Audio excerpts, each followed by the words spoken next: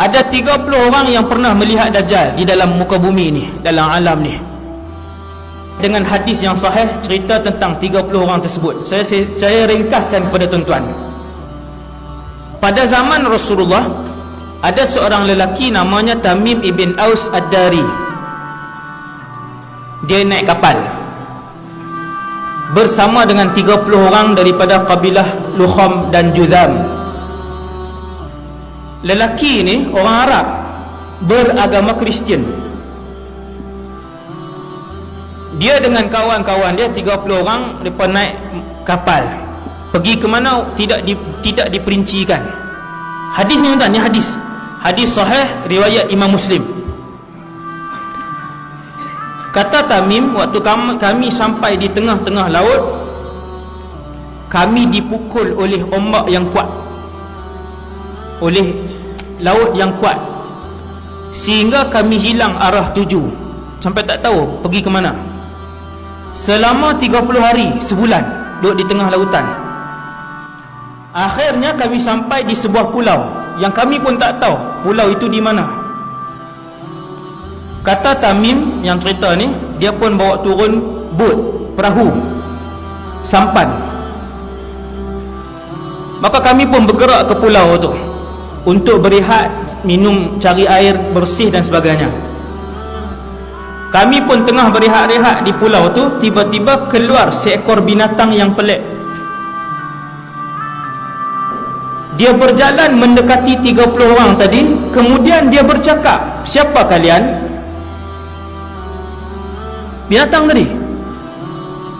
Maka Tamim ibn Aus kata, kami pun jawab, kami adalah pemuda-pemuda Arab Kristian. Waktu tu tak Islam lagi, dia tak masuk Islam lagi. Kami pemuda-pemuda Arab Kristian, daripada semenanjung tanah Arab kami keluar. Sampai tengah perjalanan, tengah-tengah lautan, tiba-tiba laut mengganas. Kami dipukul oleh arus selama sebulan. Akhirnya terdampar di pulau ini. Tuan-tuan, bercakap dengan siapa? Binatang. Kemudian Tamim pun bertanya pada binatang tadi, "Siapa kamu?" Berani orang Arab, tengoknya, orang Arab.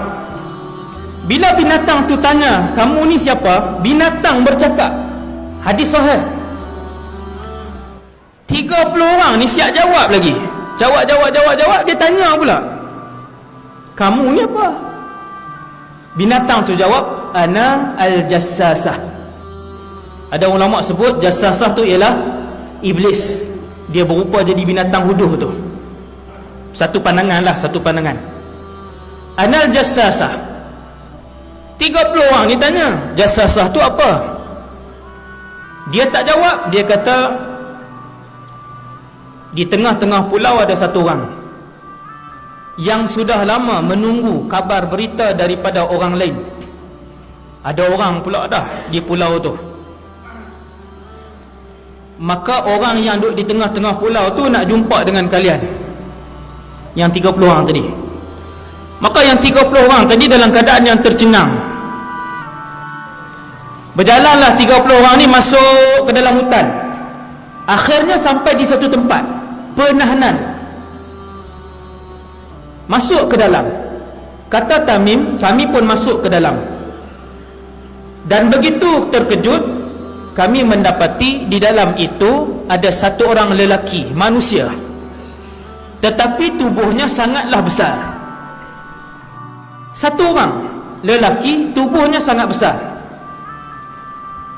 Dia bersandar ke dinding gua itu dalam keadaan kedua-dua tangannya dan kedua-dua kakinya diikat dengan satu rantai besi yang tak boleh bergerak. Kaki dia, kedua-dua pahanya dirapatkan ke dadanya macam tu, rantai besi, tak boleh bergerak kaki macam tu. Kemudian lelaki yang berambut panjang itu, rambut panjang, kerinting yang sangat kerinting panjang. Lelaki itu bertanya kepada kami, "Man antum?" Kamu semua ni siapa? Lelaki yang kena ikat tu tanya. Kami Arab agama Nasrani daripada Semenanjung tanah Arab, naik kapal, panjang cerita. Kemudian kami pun tanya kepada lelaki tadi, siapa kamu? Lelaki tadi dia tak jawab. Kemudian dia tanya beberapa soalan, 4 soalan. Tuan dengar soalan dia. Hadis ni hadis sahih. Soalan pertama lelaki ni tanya, kamu semua tahu tak tentang Tasik Tabariyah? Yang ramai-ramai ni jawab, tahu. Macam mana keadaan Tasik itu? Mereka ni jawab, yang 30 orang ni jawab, oh airnya masih banyak, orang menggunakan air di Tasik itu. Lelaki yang kena ikat ni jawab, tuan-tuan. Lelaki ni kata, satu hari apabila kamu tengok Tasik itu hampir kekeringan, maka ketika itu aku akan keluar. Satu hari Tasik itu akan kekeringan, kata lelaki itu. Dia tanya soalan yang kedua. Lelaki yang diikat tu tanya, bagaimana keadaan ladang Baisan, Nakhlu Baisan?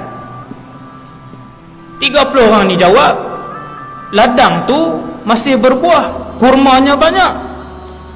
Lelaki yang kena ikat tu kata, satu hari ladang itu tidak akan lagi mengeluarkan buah. Laki yang kena ikat tu tanya, bagaimana keadaan mata air Zughar?